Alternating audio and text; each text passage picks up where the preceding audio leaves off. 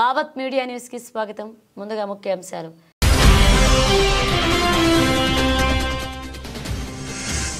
Great service society వారి ఆధ్వర్యంలో high స్కూల్లో విద్యార్థులకు రగ్గులు మరియు హైజీనిక్ కిట్లు ప్యాకెట్లు పంపిణీ చేశారు. వినపాక ఎమ్మెల్యే పాయం వెంకటేశ్వర్.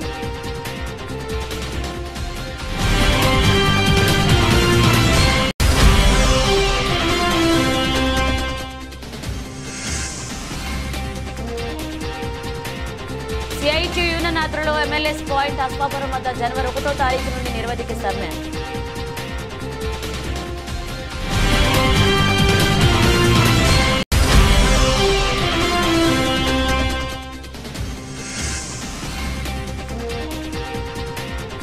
సజ్జల కుటుంబంపై భూ కబ్జా ఆరోపణలు, విచారణకు పవన్ ఆదేశం.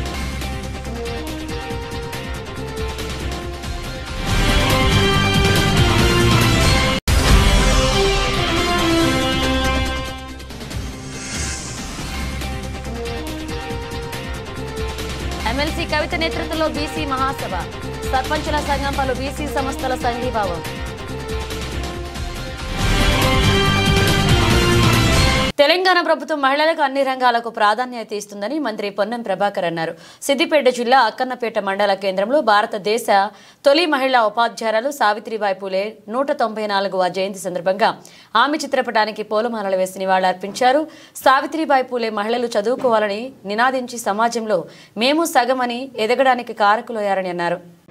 సావిత్రిబాయి పూలే మహిళలు కూడా చదువుకోవాలని నినదించి ఈరోజు సమాజంలో మేము సగం అనేటువంటి పరిస్థితికి ఎదగడానికి కారకులైనటువంటి సావిత్రిబాయి పూలే జయంతి సందర్భంగా వారికి ఘనంగా నివాళులర్పిస్తా ఉన్నాం. వారిని తెలంగాణ ప్రభుత్వ పక్షాన గౌరవించుకొని మహిళా ఉపాధ్యాయ దినోత్సవం కూడా ప్రకటించినాం. వారి పట్ల అపారమైన గౌరవం ఉంది. ఈరోజు తెలంగాణ ప్రభుత్వం తరఫున మహిళా ఉపాధ్యాయ దినోత్సవంతో పాటుగా రాష్ట్రం మొత్తం అధికారికంగా వారిని గౌరవించే విధంగా కార్యక్రమాలు చేస్తూ ఉన్నాం. తప్పకుండా సావిత్రిబాయి పూలే ఏ మార్గదర్శకత్వం చేసిందో ఆ సూచన మేరకు ఈరోజు ప్రపంచ స్థాయిలో మహిళలందరూ కూడా పోటీ పడే విధంగా మన భారత మహిళలు అన్ని రంగాల్లో మేము ఉన్నామంటూ ముందుకు వస్తూ ఉన్నారు.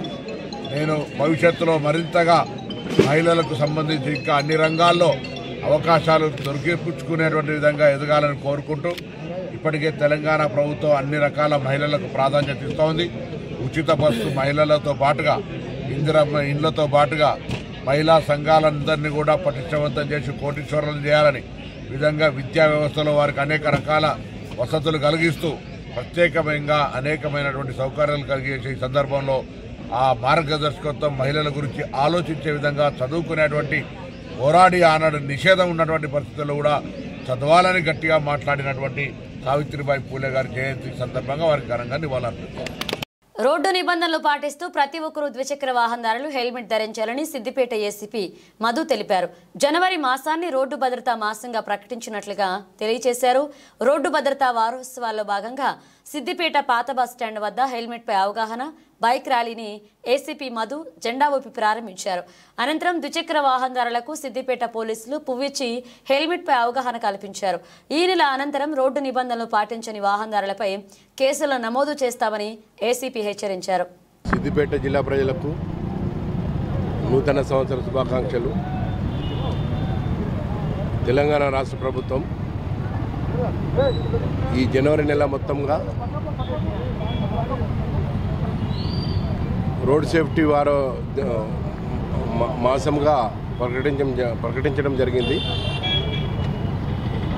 ఈ సందర్భంగా ఈ నెల మొత్తం కూడా ప్రతిరోజు కూడా ఒక ప్రోగ్రాం చేయడం జరుగుతుంది. దానిలో భాగంగా ఈరోజు సిద్దిపేట ప్రజలకు జిల్లా ప్రజలకు హెల్మెట్ మీద అవగాహన కల్పించడానికి నిర్ణయించినది. అదేవిధంగా రేపు సీట్ బెల్ట్ మీద అవగాహన కల్పించడం జరుగుతుంది. ఈ విధంగా రోజుకొక ప్రోగ్రాము చేయటం జరుగుతుంది. కాబట్టి ప్రజలందరూ కూడా దీన్ని గమనించి సేఫ్టీ మాసోత్సవాన్ని గమనించి అందరూ కూడా దాన్ని పాటించవలసిందిగా కోరుతున్నాం. అదేవిధంగా అందరూ కూడా దాన్ని అలవాటుగా చేసుకొని ప్రయాణాన్ని కొనసాగించవలసిందిగా ఈ సందర్భంగా అందరినీ కోరుతున్నాను. ఈరోజు ఏం చేయటం లేదు, తర్వాత మేము అవగాహన కల్పించిన తర్వాత కేసులు బుక్ చేయడం జరుగుతుంది. తమ జీవనాధారమైన తాటి ఈతవనాన్ని సోలార్ ప్రాజెక్టు కోసం నేలమట్టం చేస్తున్నారు అంటూ పెద్దపల్లి జిల్లా కలెక్టరేట్ వద్ద పాలకుర్తి మండలం రానాపూర్, కన్నాల, లక్ష్మీపూర్ గ్రామాలకు చెందిన గౌడ సంఘాల నాయకులు ఆందోళన చేపట్టారు. తరతరాలుగా కులవృత్తిని నమ్ముకుని జీవిస్తున్న తమకు జీవనాధారమైన తాటి ఈత చెట్లను రాత్రి వేళల్లో ఎన్టీపీసీ అధికారులు ఎలాంటి సమాచారం ఇవ్వకుండా నేలమట్టం చేస్తున్నారు అని ఆరోపించారు. తమకు నష్టపరిహారం చెల్లించి బాధ్యులైన అధికారులపై చర్యలు తీసుకుని న్యాయం చేయాలని డిమాండ్ చేశారు.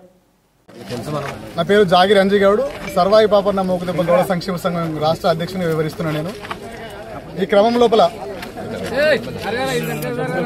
పెద్దపల్లి జిల్లా మన తెలంగాణకే ఆదర్శమైనటువంటి జిల్లా. ఇటువంటి జిల్లా లోపల ఇలా గౌరవ మంత్రివర్యులు చెప్పినా కూడా అధికారులు వాళ్ళ ఆదేశాలను బేఖాతరు చేస్తూ ఇలా గీతా కార్మికుల పొట్ట మీద కొట్టుకుంటూ దాదాపుగా 20-25 సంవత్సరాల నుంచి అదే ప్రాంతంలో ఏదైతే అంటే ఎన్టీపీసీకి వీళ్ళు భూములు ఇచ్చినప్పటికీ అప్పుడు ఏం చేస్తారంటే వీళ్ళు చెరువు నిర్మాణం కోసం మాత్రమే భూసేకరణ జరుగుతుంది, మీకు పర్యావరణానికి ఎట్లాంటి మేము ఆటంకం కలిగించామని చెప్పి అప్పుడున్న రానాపూర్ సంబంధించిన గ్రామస్తుల రైతుల దగ్గరికి వెళ్ళి భూసేకరణ అనేది చేయడం జరిగింది.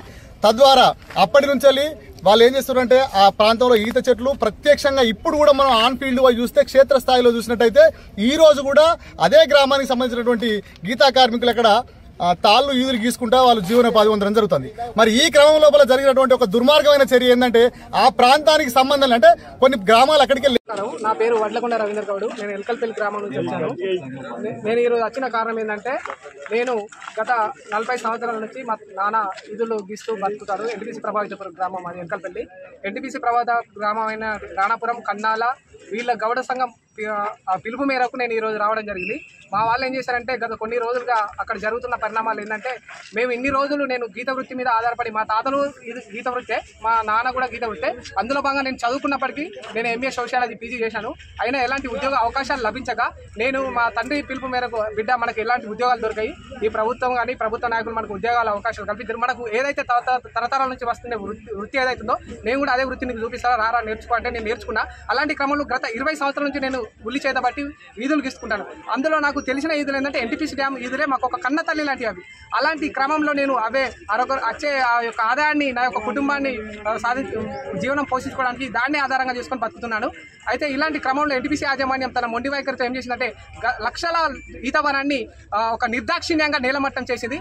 అలాంటి చేసి బూడిద చెరువులను సోలార్ ప్లాంట్ ఏర్పాటు చేసింది. ఇటు కాలుష్యాన్ని మాకు రజకులను అభివృద్ధి బాటలో పయనించేలాగా వారికి అండగా ఉంటానని ఆంధ్రప్రదేశ్ రజక సంక్షేమ మరియు అభివృద్ధి కార్పొరేషన్ చైర్పర్సన్ సి సావిత్రి తెలియజేశారు. గొల్లపూడి బీసీ భవన్లో గురువారం ఏర్పాటు చేసిన ఆంధ్రప్రదేశ్ రజక సంక్షేమ మరియు అభివృద్ధి కార్పొరేషన్ డైరెక్టర్స్ ప్రమాణ స్వీకార కార్యక్రమంలో చైర్పర్సన్ సి సావిత్రి మాట్లాడుతూ రజకులకు ఈరోజు శుభదినమని, దానికి కారణం ఎంపికైన 15 మంది డైరెక్టర్ల చేత చైర్పర్సన్గా నేను ప్రమాణ స్వీకారం చేయించటమే అన్నారు. ఇప్పటి వరకు ఏ ఒక్క కార్పొరేషన్ చైర్మన్ కూడా ఇలా ఎంపికైన డైరెక్టర్ల చేత ప్రమాణ స్వీకారం చేయించలేదన్నారు. మా అందరిపై ఎంతో గురుతరమైన బాధ్యత ఉందన్నారు. ప్రభుత్వం అందించే అన్ని సంక్షేమ అభివృద్ధి ఫలాలు రజకులకు అందించి వారికి సమాజంలో ఒక గుర్తింపు తీసుకొస్తామన్నారు. అంతేకాకుండా రజకుల సంక్షేమానికి ఉపాధికి సంబంధించిన జీవోలను ప్రభుత్వం అమలు చేసి వారికి వృత్తిపరంగా మరింత ప్రోత్సహించాలన్నారు. రాష్ట్రంలో ఉన్న అన్ని సంక్షేమ హాస్టల్స్లో బట్టలు ఉతికే పనిని రజకులకు అందించే విధంగా ప్రభుత్వం చర్యలు తీసుకోవాలని, దీనికోసం ఉన్న జీవోలను పటిష్టంగా అమలు చేయాలన్నారు. ప్రభుత్వం అందించే అన్ని అభివృద్ధి ఫలాలు రజకులకు చేరితే ఆ జాతి అభివృద్ధి బాటలో పయనిస్తుందన్నారు. రజకుల స్థలాల్లో లాండ్రీ షాపులు పెట్టేందుకు అవకాశం ఇవ్వాలని కోరుతున్నామన్నారు. రజకుల కులస్తులకు కూటమి సర్కారు ఎంతో ప్రాధాన్యత ఇస్తుందన్నారు. రజక కుల వృత్తులకు చెందిన పనిముట్లు వారికి అందించే విధంగా చర్యలు తీసుకోవాలన్నారు. చిట్ట చివరి రజక బిడ్డ వరకు ప్రభుత్వ సహాయం అందేలాగా చూస్తామన్నారు. తొలుత జ్యోతి ప్రజ్వలతో కార్యక్రమాన్ని ప్రారంభించిన అనంతరం చైర్పర్సన్ డైరెక్టర్ల చేత ప్రమాణ స్వీకారం చేయించారు. రాష్ట్రంలో అన్ని జిల్లాల నుండి రజక సంఘాల నాయకులు పెద్ద ఎత్తున పాల్గొన్నారు.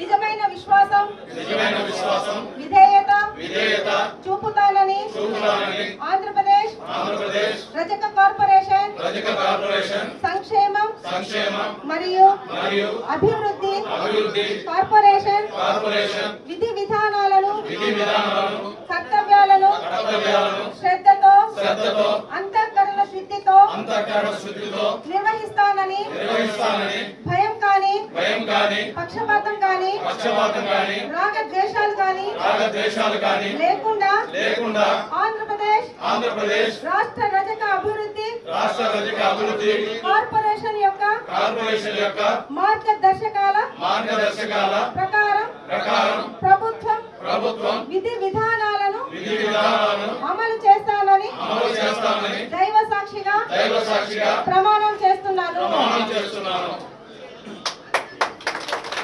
మీడియా మిత్రులందరికీ రజక కార్పొరేషన్ నుండి మా డైరెక్టర్స్ తరపు నుండి మా పెద్దల నుండి అందరికీ సహృదయంగా నమస్కరిస్తూ ఈరోజు మా కార్పొరేషన్ డైరెక్టర్స్ యొక్క ప్రమాణ స్వీకారానికి విచ్చేసిన మిత్రులందరికీ రజక సోదరులందరికీ బంధువులందరికీ ప్రత్యేక ధన్యవాదాలు తెలుపుతూ మా రజక జాతికి ఒక మంచి సుదినము అని ప్రముఖంగా మేము గట్టిగా నమ్ముతూ ఒక విషయాన్ని మీడియా పరంగా మేము వెల్లడించదలుచుకున్నాము. ఈరోజు మా బీసీ మినిస్టర్ సవితా మేడం గారు వస్తారు అనే ఆశతో ఉన్నాము. చివరి క్షణంలో రాలేకపోయారు. వారికి మేము మా రజక కమ్యూనిటీ రజక కార్పొరేషన్ నుండి కొన్ని వినతి పత్రాలు ఉన్నాయి. వాటిని మేము మేడం గారికి మెమరాండం ఇస్తూ కొన్ని సదుపాయాలు మాకు కావాలని కోరడం జరుగుతుంది. వారు మాకు మరీ టైం కేటాయిస్తాము అన్నారు. ఇప్పుడు రాలేకపోయినా ఈ మధ్య కాలంలో రాష్ట్ర కార్పొరేషన్ రజక కార్పొరేషన్ బాధ్యత తీసుకున్న తర్వాత మొదటగా ఆంధ్రప్రదేశ్లో రజక వెల్ఫేర్ కమిటీ ఏదైతే ఉందో అన్ని జిల్లాలలో మళ్ళీ పునః ప్రారంభం కావాలని GO 6ను ఇంప్లిమెంట్ చేయాలని ప్రిన్సిపల్ సెక్రటరీ గారికి అలాగే జిల్లా కలెక్టర్స్ గారికి మేము ఒక రిప్రజెంటేషన్ ఇచ్చాము. వారందరూ పెద్దలు సానుకూలంగా స్పందించి వాటి అమలు కోసము ప్రయత్నం చేశారు. ఇంప్లిమెంట్ చేస్తున్నారు. కొన్ని జిల్లాలలో వచ్చేసింది. మిగతా జిల్లాలో తొందరలో వెల్ఫేర్ కమిటీ ప్రారంభమవుతుంది. రెండవది GO నంబర్ 27 ఏదైతే గవర్నమెంట్ ఇన్స్టిట్యూషన్స్ ఉన్నాయో వాటన్నింటిలోన రజక సోదరులకు సోదరీమణులకు రావాల్సిన ఏదైతే ఉద్యోగాలు ఉన్నాయో అవి కేవలం రజకులకు మాత్రమే రావాలి అని మేము ఒక రిప్రజెంటేషన్ ఇచ్చాము. వాటికి కూడా ప్రభుత్వము చాలా సానుకూలంగా వ్యవహరిస్తూ GO 27 వీలైనంత తొందరలో ఇంప్లిమెంట్ చేయడానికి మాకు సదా మా కార్పొరేషన్ నుండి గవర్నమెంట్ కూటమి ప్రభుత్వము అండగా ఉంటుందని నమ్ముతూ అలాగే మరికొద్ది రోజుల్లో సభ్యత్వ నమోదు చారిత్రాత్మక మైలురాయిని చేరుకోబోతున్న నేపథ్యంలో 1 కోటి మంది కార్యకర్తలకు ప్రమాద బీమా కల్పించేలాగా పార్టీ జాతీయ ప్రధాన కార్యదర్శి నారా లోకేష్ ఇన్సూరెన్స్ కంపెనీతో అవగాహన ఒప్పందం కుదుర్చుకున్నారు. ఉండవల్లి నివాసంలో జరిగిన కార్యక్రమంలో ఈ మేరకు మంత్రి లోకేష్ యునైటెడ్ ఇండియా ఇన్సూరెన్స్ ప్రోగ్రాటిక్ ఇన్సూరెన్స్ బ్రోకింగ్ ప్రతినిధులు MOUపై సంతకాలు చేశారు. 1 కోటి మంది కార్యకర్తల కోసం ఒకేమారు ఇన్సూరెన్స్ సౌకర్యం కల్పించడం రాజకీయ పార్టీల చరిత్రలో ఇదే ప్రథమం. ఒప్పందం ప్రకారం జనవరి 1, 2025 నుంచి డిసెంబర్ 31, 2025 వరకు 1 కోటి మంది కార్యకర్తల బీమా కోసం తొలి విడతలో 42 కోట్ల రూపాయలు పార్టీ చెల్లించింది. వచ్చే ఏడాది కూడా దాదాపు ఇదే మొత్తంలో ప్రీమియం సొమ్మును పార్టీనే చెల్లిస్తుంది. ఈ ఒప్పందం ప్రకారం కార్యకర్తలకు 5 లక్షల ప్రమాద బీమా లభిస్తుంది. కార్యకర్తల సంక్షేమం అనేది సారథిగా యువనేత నారా లోకేష్ బాధ్యతలు చేపట్టాక క్యాడర్ సంక్షేమమే లక్ష్యంగా విప్లవాత్మక నిర్ణయాలు తీసుకున్నారు. వివిధ ప్రమాదాల్లో దెబ్బతిన్న కార్యకర్తలను ఆదుకునేందుకు కేంద్ర కార్యాలయంలో ప్రత్యేక సెల్ను ఏర్పాటు చేశారు. మృతి చెందిన కార్యకర్తల పిల్లల కోసం హైదరాబాద్తో పాటుగా కృష్ణా జిల్లా చల్లపల్లిలో NTR ట్రస్ట్ తరపున రెసిడెన్షియల్ స్కూల్స్ ఏర్పాటు చేసి ఉచితంగా విద్యను అందిస్తున్నారు. కుటుంబ సభ్యులు మాదిరి పార్టీ క్యాడర్ను కంటికి రెప్పలా కాపాడుకునేందుకు లోకేష్ చేస్తున్న కృషిపై కార్యకర్తలు హర్షాతిరేకాలు వ్యక్తమవుతున్నాయి. క్రీడారంగ అభివృద్ధికి సీఎం చంద్రబాబు అనేక చర్యలు తీసుకుంటున్నారని, ముఖ్యంగా క్రీడాకారులను ప్రోత్సహించే మంచి ఉద్దేశంతో దేశంలో ఎక్కడా లేని విధంగా అత్యుత్తమ క్రీడా పాలసీని కూటమి ప్రభుత్వం రాష్ట్రంలో అమలు చేస్తుంది అని గుడివాడ ఎమ్మెల్యే వెనిగండ్ల రాము అన్నారు. ఇటీవల మైలవరంలో జరిగిన కృష్ణా జిల్లా స్థాయి పవర్ లిఫ్టింగ్ పోటీల్లో పతకాలు గెలుచుకున్న లిఫ్టర్లను గురువారం ఉదయం ఏలూరు రోడ్లోని ఫిట్ జోన్ జిమ్ ఆవరణంలో ఎమ్మెల్యే వెనిగండ్ల రాము అభినందించారు. ఈ సందర్భంగా ఆయన పవర్ లిఫ్టింగ్ చేస్తూ క్రీడాకారులను ఉత్సాహపరిచారు. మాస్టర్స్, సబ్ జూనియర్స్, జూనియర్స్ విభాగాల్లో వివిధ కేటగిరీలో నిర్వహించిన జిల్లా స్థాయి పోటీల్లో పాల్గొన్న ఫిట్ జోన్ జిమ్ లిఫ్టర్లు 6 బంగారు పతకాలు, 4 రజత పతకాలు, 2 కాంస్య పతకాలు గెలుచుకున్నట్లుగా కోచ్ మహమ్మద్ సైదా తెలిపారు. తమను ప్రోత్సహిస్తున్న ఎమ్మెల్యే రాముకు ఆయన ధన్యవాదాలు తెలిపారు. ఈ కార్యక్రమంలో ప్రముఖ వైద్యుడు డాక్టర్ మాగంటి శ్రీనివాస్, టీడీపీ నాయకులు Gokavarapu Sunil Mohammed, Rafi, fit zone gym సభ్యులు, జాడీ బాడీ బిల్డింగ్ అలాగే పవర్ లిఫ్టింగ్, వెయిట్ లిఫ్టింగ్ క్రీడాకారులు పాల్గొన్నారు. ఇటీవల జరిగిన Krishna district power lifting association వారి పోటీల్లో ఈ ఫిట్ జోన్ నుంచి అనేక మంది పాల్గొన్నారు. వీళ్ళందరూ ఆల్మోస్ట్ గోల్డ్ మెడల్స్ చాలా మందికి వచ్చినాయి అన్ని విభాగాల్లోనూ. Especially squat, bench press, deadlift ఈ 3 విభాగాల్లోనూ బెంచ్ ప్రెస్లో ఎక్కువ మందికి వచ్చినాయి. అలాగే స్క్వాట్, మిగతా 3 ఓవరాల్ కూడా చాలా మంది గోల్డ్ మెడల్స్ రావడం నిజంగా ఆనందదాయకం. ఫిట్నెస్ అనేది మంత్రం. బేసికల్లీ ఫిట్నెస్ అనేది స్పోర్ట్స్ ద్వారాను, ఇలాగే మనకు వెయిట్ లిఫ్టింగ్ అయినా కానీ ఏదైనా కానీ ఫ్రీ వెయిట్స్ అనేది ఎప్పుడైనా కానీ ఆరోగ్యానికి మంచిది. ఫ్రీ వెయిట్స్ నాకు అత్యంత ఇష్టమైన ఎక్సర్సైజెస్ బేసిక్గా. సో అందరూ అది మన చంద్రబాబు గారి ప్రభుత్వం కూడా, మన కూటమి ప్రభుత్వం ఈసారి మనకి స్పోర్ట్స్కి స్పెషల్ ఇంట్రెస్ట్ చూపిస్తూ ఉంది. ప్రతి చోట అన్ని చోట్ల ఇప్పటికీ ఆటల పోటీలు అన్ని చోట్ల పెడతా ఉన్నాం. మనం కూడా రాష్ట్రంలో ప్రతిభ చూపించే వాళ్ళందరినీ వెలుగు తీసుకునే క్రమంలో మనందరం కూడా మీరందరూ కూడా కలిసి రావడం చాలా సంతోషంగా ఉంది. మరిన్ని పథకాలు ఇలాగే సాధించండి. అలాగే స్పోర్ట్స్ని ఒక ఇంట్రెస్ట్గా తీసుకుని ఎప్పుడైనా కానీ రన్ చేసుకుంటే మనకు కూడా మన ప్రభుత్వానికి కూడా చాలా మంచి పేర్లు వస్తాయని చెప్పేసి, అంతేకాకుండా 5% రిజర్వేషన్ కూడా కల్పించే అవకాశం ఉంది, కల్పిస్తున్నాం. కాబట్టి మన ప్రభుత్వంలో అందరూ స్పోర్ట్స్ని కూడా ఇంట్రెస్ట్లో చూపించండి. చదువులతో పాటు స్పోర్ట్స్ కూడా మంచిది. వ్యక్తిత్వ వికాసానికి ఎప్పుడైనా కానీ స్పోర్ట్స్ బాగా హెల్ప్ చేస్తాయి. చదువుకుంటే ఎంత జ్ఞానం వస్తుందో మనకి సహజంగా మనిషిగా మనం ఎదగడానికి కూడా స్పోర్ట్స్ చాలా దోహదపడుతుందని చెప్పేసి అందరికీ సెలవు తీసుకుంటున్నాను. మరొకసారి ఫిట్ జోన్ వారందరికీ కంగ్రాచులేషన్స్ చెప్తాను. రైల్వే జాబ్స్ వస్తాయి. Thank you.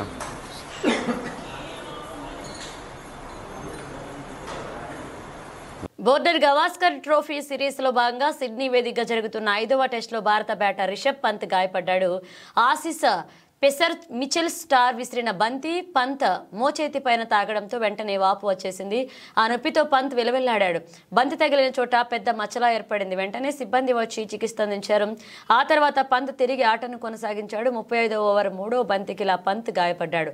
బంతి బలంగా తాకడంతో వెంటనే స్టార్క్ పంత్ వద్దకు వచ్చి పరిస్థితిని అడిగి తెలుసుకున్నాడు. ఈ మ్యాచ్లో టాస్ గెలిచి బ్యాటింగ్ చేస్తున్న టీమిండియా 72 పరుగులకే కీలకమైన 4 వికెట్లు పారేసింది. ఒక ఓపెనర్లు కేఎల్ రాహుల్, ఎస్ఎస్వి జైస్వాల్ తక్కువ స్కోర్లకే పెవిలియన్ చేరారు. ఆ తర్వాత క్రీజులోకి వచ్చిన శుభమన్ గిల్, విరాట్ కోహ్లీ కూడా నిరాశపరిచారు. అయితే పంత్, రవీంద్ర జడేజా చాలాసేపు క్రీజులో పాతుకుపోయారు. మరొక వికెట్ పడకుండా ఈ ద్వయం ఆచితూచి ఆడింది. సంధ్య థియేటర్ కేసులో హీరో అల్లు అర్జున్ రెగ్యులర్ బెయిల్పై నాంపల్లి కోర్టు మరి కాసేపట్లో తీర్పు వెలువరించనుంది. ఇప్పటికే ఇరువైపులా వాదనలు విన్న న్యాయస్థానం తీర్పును శుక్రవారానికి వాయిదా వేసింది. ఇదే కేసులో బన్నీకి హైకోర్టు మధ్యంతర బెయిల్ ఇచ్చిన విషయం తెలిసిందే. కాగా పుష్ప 2 బెనిఫిట్ షో సందర్భంగా సంధ్య థియేటర్ వద్ద జరిగిన తొక్కిసలాట ఘటనలో రేవతి అనే మహిళ మృతి చెందింది. ఆమె మరణానికి కారణం అంటూ అల్లు అర్జున్ పై చిక్కడపల్లె పోలీసులు కేసు నమోదు చేశారు. ఇక రాంపల్లి కోర్టు రిమాండ్ విధించడంతో ఆయనను పోలీసులు చెంచల్గూడ జైలుకు తరలించారు. అయితే హైకోర్టు మధ్యంతర బెయిల్తో ఆయన విడుదలయ్యారు. మరోవైపు నాంపల్లి కోర్టు విధించిన రిమాండ్ ముగియడంతో రెగ్యులర్ బెయిల్ కోసం పిటిషన్ దాఖలు చేశారు. కేసు విచారణకు ఆయన వర్చువల్ గా హాజరయ్యారు. భారతీయ స్టాక్ మార్కెట్ల చరిత్రలోనే అతిపెద్ద పబ్లిక్ ఇష్యూ రాబోతుంది. ముఖేష్ అంబానీ సారథ్యంలోని దేశీయ టెలికాం రంగ దిగ్గజం రిలయన్స్ జియో ఏకంగా 35,040 కోట్ల ఐపోపీకి వస్తున్నట్లుగా తెలుస్తుంది. అధినేత అంబానీ ఈ ప్రక్రియకు గ్రీన్ సిగ్నల్ ఇచ్చినట్లుగా సమాచారం. దీంతో ఇప్పటిదాకా హ్యుందాయ్ పేరిట ఉన్న భారీ ఐపీఓ 27,870 కోట్ల రికార్డు త్వరలోనే కనుమరుగయ్యేటట్లుగా గత ఏడాది అక్టోబర్లో వచ్చిన హ్యుందాయ్ పబ్లిక్ ఇష్యూనే ప్రస్తుతం దేశంలో వచ్చిన ఇనీషియల్ పబ్లిక్ ఆఫర్లలో అతిపెద్దదిగా ఉంది. ఈ ఏడాది జూలై, డిసెంబర్లో జియో ఐపీఓ రావచ్చన్న అంచనాలు ఉన్నాయి. ఇక సంస్థ విలువ 10 లక్షల కోట్ల పైనే $120 బిలియన్ ఉంటుందని లెక్కిస్తున్నారు. అమ్మకాన్ని ప్రస్తుత షేర్లు, కొత్త షేర్లు రెండూ పెట్టవచ్చని సమాచారం. ప్రధాన ఇన్వెస్టర్ల కోసం ఇప్పటికే ప్రీ ఐపీఓ ప్లేస్మెంట్ కోసం చర్చలు కూడా మొదలయ్యాయి. కాగా నిరుడు జూలైలో గ్లోబల్ ఇన్వెస్ట్మెంట్ బ్యాంకింగ్ సంస్థ జెఫ్రీస్ ఈ ఏడాది $112 బిలియన్ విలువతో రిలయన్స్ జియో ఐపీఓ వస్తుందంటూ చెప్పిన సంగతి ఇదిలా ఉంటే గడిచిన 10 ఏళ్లలో తొలిసారి గత ఏడాది రిలయన్స్ ఇండస్ట్రీస్ లిమిటెడ్ షేర్లు మదుపరులకు నష్టాలను మిగిల్చాయి.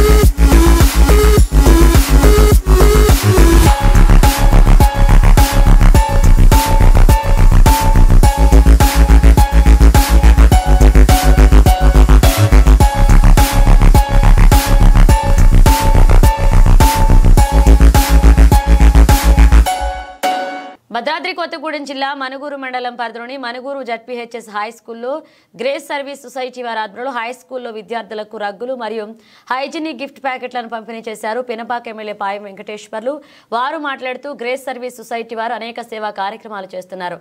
తల్లిదండ్రులు లేని పిల్లలను చదివిస్తూ నిరుపేద కుటుంబాల పిల్లలకు ఉచిత విద్యను అందిస్తూ అనేక సేవా కార్యక్రమాలు చేస్తున్న గ్రేస్ సొసైటీ అధ్యక్షులు ఎంఎల్ ప్రసాద్ సంస్థను అభినందించారు. కాంగ్రెస్ ప్రభుత్వం విద్యార్థులకు పెద్దపీట వేసిందని ఈ జడ్పీహెచ్ఎస్ స్కూల్కి 20 లక్షల ఖర్చుతో మంచినీటి సదుపాయం, విశాలమైన గ్రౌండ్కి ఉపాధ్యాయుల కోరిక మీద నిధులు మంజూరు చేసి విద్యార్థులకు అందుబాటులో తీసుకొచ్చామని, విద్యార్థులు ఆటపాటలతో కూడా ఉత్సాహంగా పాల్గొనాలి అని, ఉపాధ్యాయులు చెప్పే పాఠాలను శ్రద్ధగా విని ఉన్నత శిఖరాలకు చేరి మంచి ఉద్యోగాలు సాధించి భారతదేశానికి మీ కుటుంబానికి ఆదర్శంగా నిలవాలన్నారు. ఈ కార్యక్రమానికి Manuguru MEO Swarnalatha, ZPHS school HM Nagajyothi, grace service society అధ్యక్షులు ఎంఎల్ ప్రసాద్, మనుగూరు మండల కాంగ్రెస్ పార్టీ అధ్యక్షులు పిననరి నవీన్, కాంగ్రెస్ పార్టీ మండల నాయకులు, మహిళా నాయకులు, కార్యకర్తలు పాల్గొన్నారు. పాల్గొన్నటువంటి హెచ్ఎం గారు, ఎంఈఓ గారు, గ్రేస్ మరి వాళ్ళ society grace service society working president ML Prasad గారు,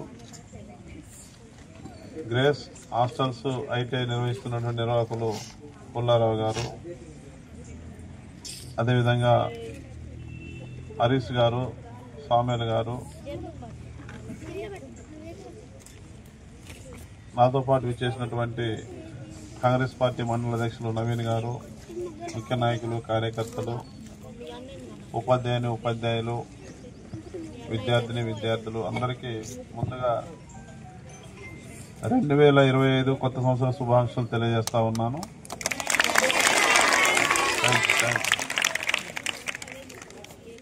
ఈరోజు జనవరి 2వ తారీఖు కొత్త సంవత్సరంలో నిన్నే అడుగుపెట్టాం. మనం వీడ్కోలు కూడా ఘనంగా పలికాం. మన ప్రాంతంలో, మన తెలంగాణ వ్యాప్తంగా కూడా 2023 ఎండింగ్ రోజున తెల్లవారులు సంబరాలు సరదాలతోని దేశం మొత్తం, ప్రపంచం మొత్తం కూడా కొత్త సంవత్సరానికి వెల్కమ్ చెప్పడం జరిగింది. 2024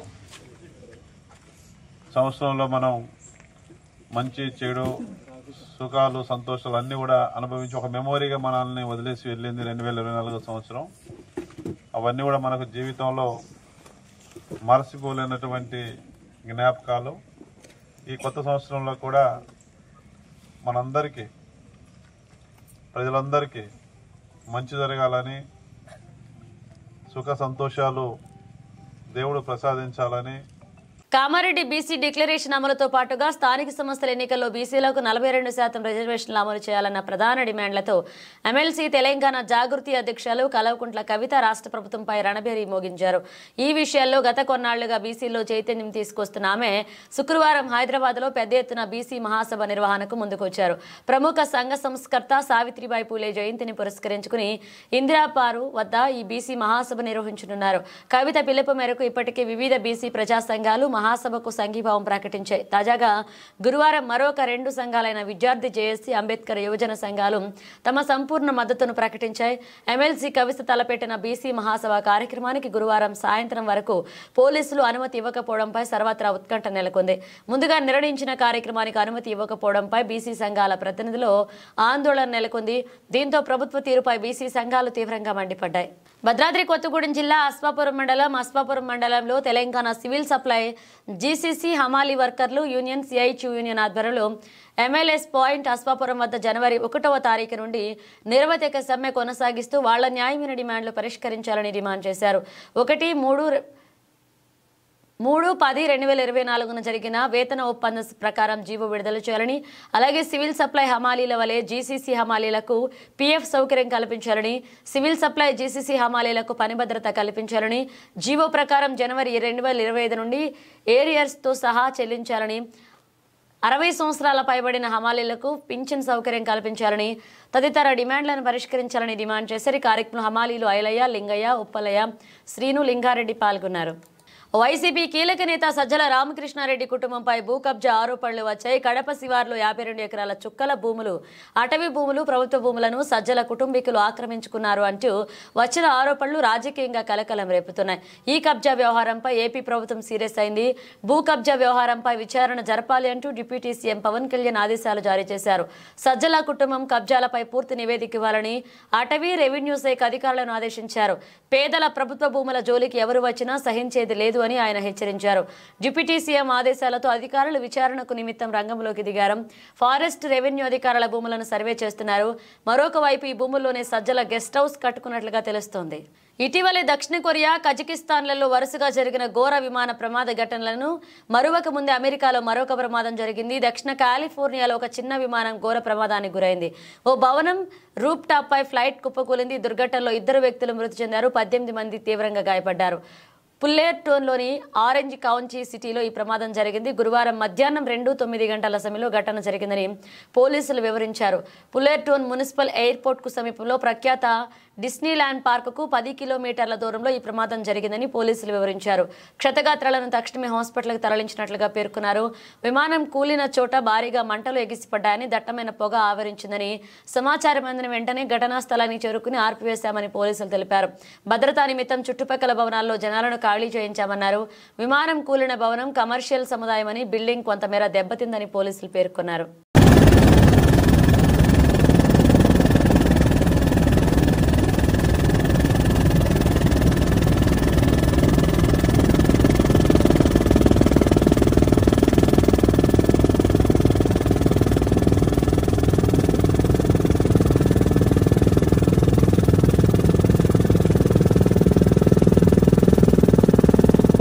బులెటిన్ ముగించే ముందు హెడ్లైన్స్ మరోసారి.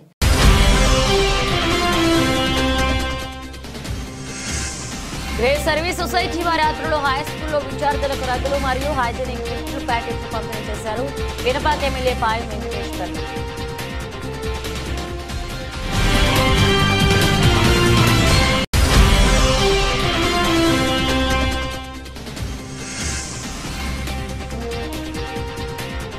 సిఐటి యూనియన్ ఆధ్వర్యంలో ఎమ్మెల్యేస్ పాయింట్ అస్పాపురం వద్ద జనవరి 1వ తారీఖు నుండి నిరవధిక సమ్మె.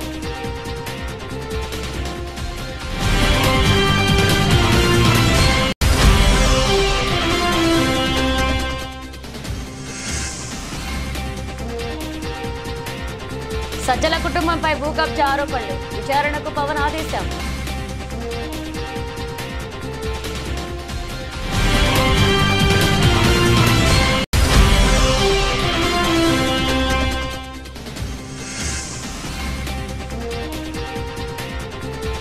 ఎమ్మెల్సీ కవిత నేతృత్వంలో బీసీ మహాసభ, సర్పంచుల సంఘం పలు బీసీ సంస్థల సంఘీభావం.